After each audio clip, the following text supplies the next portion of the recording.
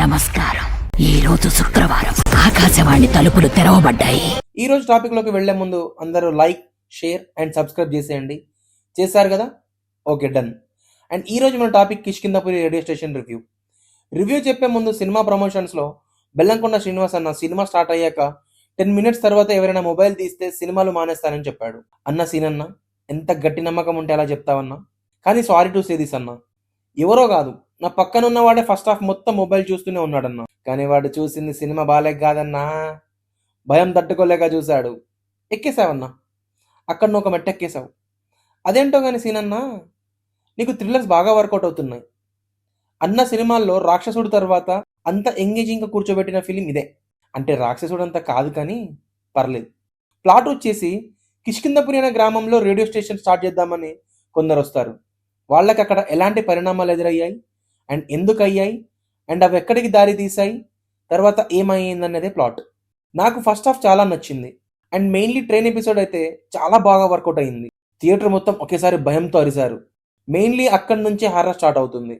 And acting వచ్చేసి బెల్లమన్న as usual concept లోకి వెళ్లే వరకు కొంచెం ఫ్లాట్ గా అనిపించింది. బట్ వన్స్ కాన్సెప్ట్ లోకి వెళ్ళిపోయాక again he delivered good performance and Anupama acting was good. మధ్యలో హైపర్ ఆది గారు కామెడీ చేయడానికి బాగానే ట్రై చేశారు, బట్ అంతగా వర్కౌట్ అవ్వలేదు అది. అండ్ ఫైనల్లీ ఆ దయ్యం లాగా చేసిన ఆయన ఎవరో గానీ చాలా బాగా చేశాడు.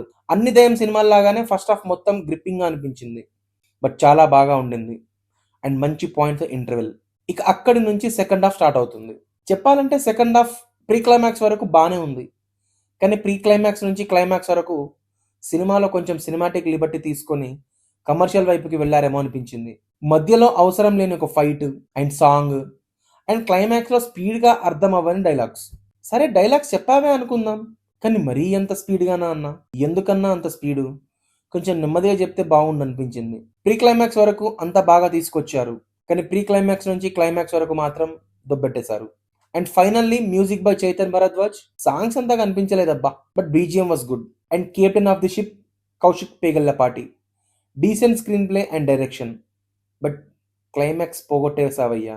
అంటే నా బాధ అంతా ఒకటేనబ్బా, ఇంత మంచి సినిమా తీసినావు కదా, ఫస్ట్ హాఫ్ నుండి సెకండ్ హాఫ్ అంతా బాగా తీసుకొచ్చినావు, కానీ సెకండ్ హాఫ్లో ప్రీ క్లైమాక్స్ నుండి క్లైమాక్స్ పోగొట్టేసావు చూసినావా, అక్కడ బాగా బాధ అనిపించింది.